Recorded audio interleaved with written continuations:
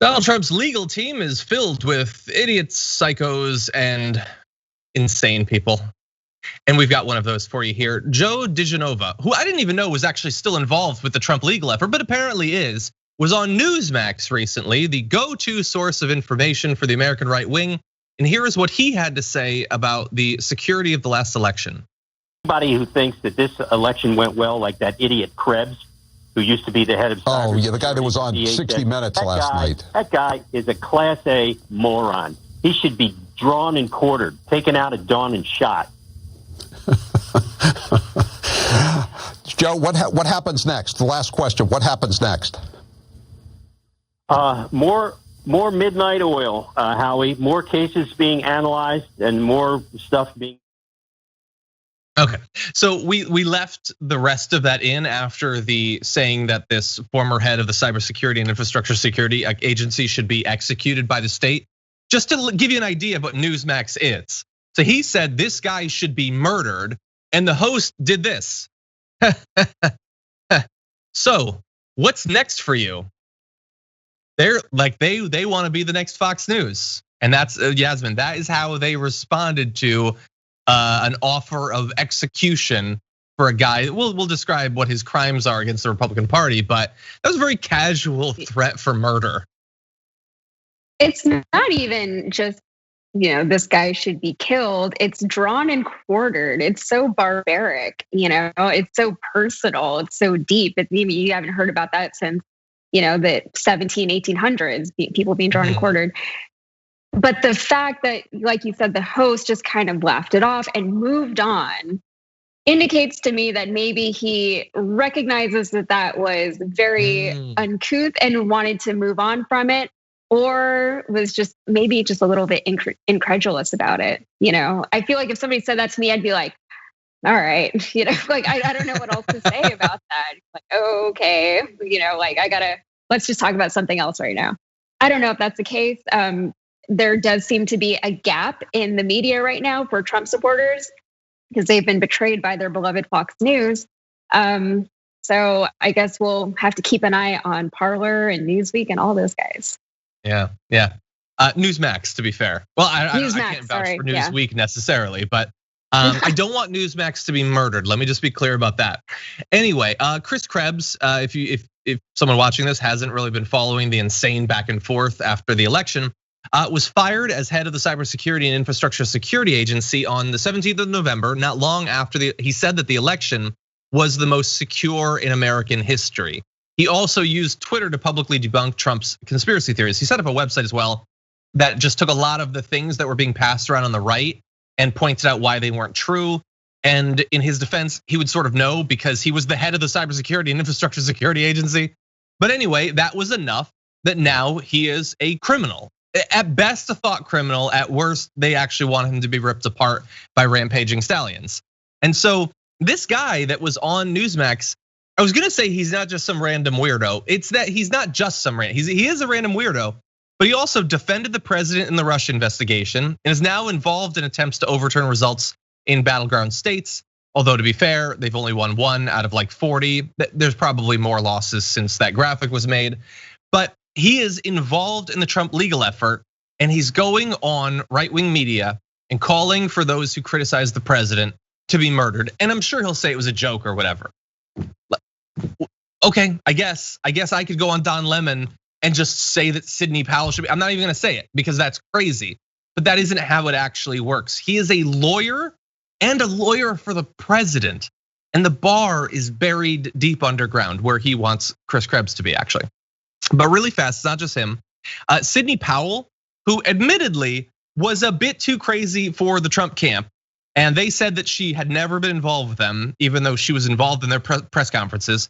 She is still being brought on Fox Business, Lou Dobbs, and all of that. I believe on Fox News as well. She might have been on Sean Hannity recently. Even though she's not technically involved in their legal effort, she is involved in legal challenges to the votes. She retweeted this image. We're not gonna read the entire thing, but it calls for military tribunals to be set up to investigate cyber warfare during the election. Also to cancel the upcoming elections. Those Georgia runoffs shouldn't actually exist. The inauguration should be canceled, all of that. Like, this is the intellectual merit of his legal team, present and past, that they think those who criticize them should be murdered. And those who were involved in it should at the very least be investigated by military tribunals. And let's keep it real, probably executed. Because at the end of the day, all of this Republican stuff ends with Democrats being executed. And that's who's out there. It's probably gonna fail, but that is the legal effort that's going on right now. Yeah, it's pretty scary too to hear things like that from lawyers who are working directly with the president. And even if he comes out later, he says, "Oh, I was joking, that was said in jest," they know what they're doing, because the minute that quote is out there, I mean, we're talking about it right now, it's public, So even if he comes out later and says, "Oh, I was just kidding," that doesn't make headlines the way the initial thought or tweet or voicemail makes headlines. And that's what people hear, that's what they remember. And then they say, well, that's really what he meant. And it was only, the left-wing media made him apologize. So all these things, all these little things that they say, they just plant little seeds in people's brains. And now you have the country that we have. Yeah. Partially. Yeah, look, I wouldn't joke about murdering my political opponents, but let's say that hypothetically I did.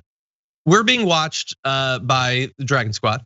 And I don't know everybody in Dragon Squad, but I know that there's not much of a hunger, a thirst for the blood of Republicans. I'm not getting inundated by super chats calling for them to be murdered. It's just not a thing. But on the right, what is the entire QAnon thing? The surface level, it's about feet being broken and all of that. But at the end of the day, it's about the storm. And the storm is when finally we dispense with all of this, and the Democrats are rounded up and the deep state is rounded up and they're executed. That is what they're hoping will happen. And so joking about the murder of your political opponents kind of is context dependent. When you are a person in a position of authority over a movement that longs for the murder of its political opponents and is going to be really frustrated when it doesn't happen and is very well armed too, I think you should take that into account when making jokes about murder. Maybe choose your words more carefully if indeed you were actually just joking and not offering up a solution to the problem from your point of view. Yeah, unless that's what they want, and it is strange because I feel like, especially progressives, or let's say me specifically, right? A lot of the things that I do, the work that I do with local Democratic groups and, with my videos and things like that, all of it is motivated by helping other people, right? That's always the goal. It's always, a better planet or a better lifestyle for certain groups or whatever the case is. But with the, I guess if you wanted to say the progressives are on the polar left, if you look at the polar right, who we often get juxtaposed with, it's so hateful. It's just hate. That's all it is. There's no reason for it. And it's just a lot of anger. And especially the last 4 years, even after they won this election, they were still angry for 4 years, and they're still so afraid of others, and they're so afraid of losing their power, whatever power they think they have, whether or not they actually have the power is a whole other discussion. So you have all these people who are just angry, maybe angry at the wrong people, maybe as in definitely angry at the wrong people, at the wrong groups. And I don't know how to make them less angry at this point. You're totally right. I'm glad that you they seemed angrier once Trump won, and they had the Senate and they even had the House for a couple of years, and even before the election. So sure, they're going to be mad now. They lost, and they know it deep down. But also, they got a supermajority in the Supreme Court, and they're angrier than we are. It's really weird. It is very weird. I'm glad that you acknowledge that. For more political news, breakdowns, interviews, stories of activism, and me trying my hardest to care about the occasional big celebrity news story, subscribe to our YouTube channel at youtube.com/thedamagereport. And you can ring the bell wherever it is so you don't miss anything.